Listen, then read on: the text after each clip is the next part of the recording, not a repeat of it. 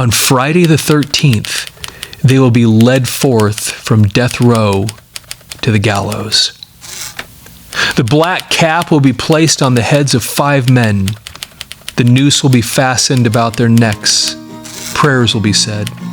Hi there, welcome to Headlines and Voices, where we look at amazing articles from newspapers from across the United States from a century or more ago.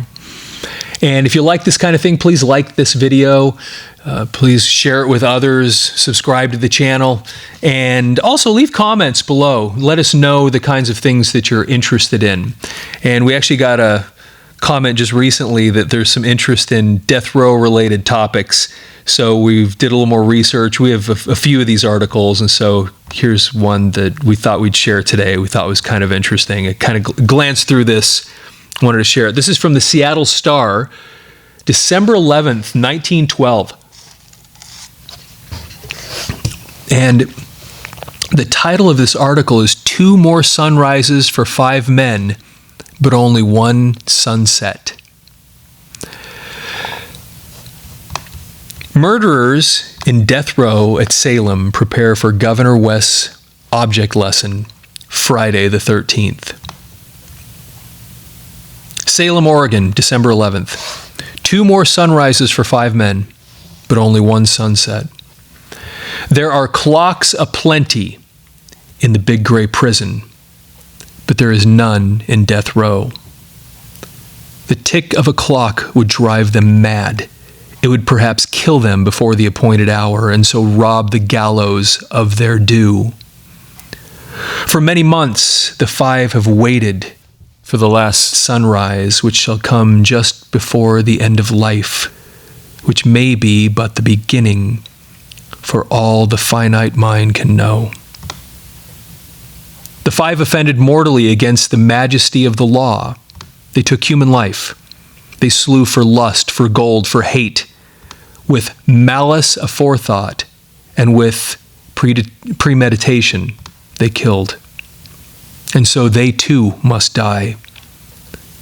On Friday the 13th, they will be led forth from death row to the gallows. The law, the church, the press, and the state will be there as invited guests.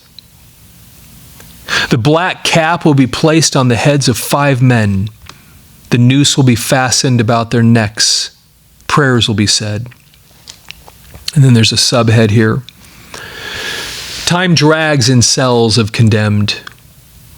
One swears, another incoherently prays. And the necks of the 5 will be broken scientifically, one by one. Time drags on, leaden wings in death row. One stares as though to pierce the veil which screens the life beyond the grave. One paces the confines of his narrow cell. One babbles broken prayers and incoherent blasphemies. One laughs with horrible bravado. One gnaws his fingernails. It has been scientifically figured out that if you weigh so much, you must be dropped so far. The 5 have been weighed. The ropes have been measured. But sometimes the experts miscalculate. Sometimes they bungle. Sometimes they drop you too far, which is bad. Sometimes they do not drop you quite far enough, which is worse. The subject is not pleasant. Mike Morgan slew for gain. He killed his partner on the Rogue River and stole his horse. Mike's weight is known to the last ounce. Noble Falder killed in anger. A silent, taciturn man, having few friends, he loved his dog. He suspected the camp cook of having killed his 4-footed friend. He, quote, let the daylight into, unquote, the cook. Those who know Falder best say he will not whimper at the end. Frank Garrison is a bad man. He killed the officer who tried to arrest him for theft. Bad men are seldom game. The authorities fear a scene when Garrison's turn comes to have his neck legally broken. And there's another subhead here that says, Taylor unafraid of death, Roberts the bully sings psalms, gnaws his fingernails. John W. Taylor shot Fred Perry, a noted bully. He says he fired in self-defense. The bullet that tore through Perry's heart coursed on and by accident killed another man. Taylor says he is not afraid to die. He is the best man of the five. The worst is Jack Roberts, burglar. Roberts was holding up two men. They tried to escape. He shot them in the back. He is taken to psalm singing now that the end is near. Between psalms, he gnaws his fingernails. Oregon has a sentimental governor named West. West believes that the law of Oregon should follow more closely the law of Christ than the Mosaic law. If, says West, the sentimental quoting scripture, your brother steals your coat, give him your cloak also. If he smite you on the cheek, turn to him the other cheek. West fathered an amendment to the law, abolishing capital punishment. The question was voted on last November. The people voted against the amendment. They want to stick to the Mosaic law. They want to go on hanging. West might have pardoned the five in death row.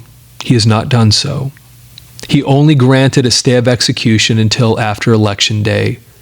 Now, he will let them die. The people of Oregon shall see the Mosaic law in operation. They shall see dangling from the gibbet 5 shells of clay from which the souls have fled. They voted so. Wow. That was great. That was a really good article. I thought it was written really well, and that's powerful imagery right there. Anyway, if you enjoy that, please leave a like and share this with anybody you think might be interested. And of course, we'd love to have you subscribe to this channel as well. Just a reminder, these shows are sponsored by Audio Mover. Audio Mover is the company that takes your old audio and videotapes, your history, and converts it to digital so that you have a permanent archive. And you can go to Audio Mover, that's audiomover.com, and start your order there. And when you get into checkout, you can type in the word headlines and get 15% off your order. So if you have old audio and videotapes, or if you know somebody that does, which you probably do, send them over to audiomover.com and get that process going. Anyway, thanks for listening. Headlines and Voices is sponsored by Audio Mover, the company that takes your history, your old audio and videotapes, and converts them into digital. Visit audiomover.com to learn more. Headlines and Voices is a production of Thick and Mystic Media. Visit thickandmystic.com.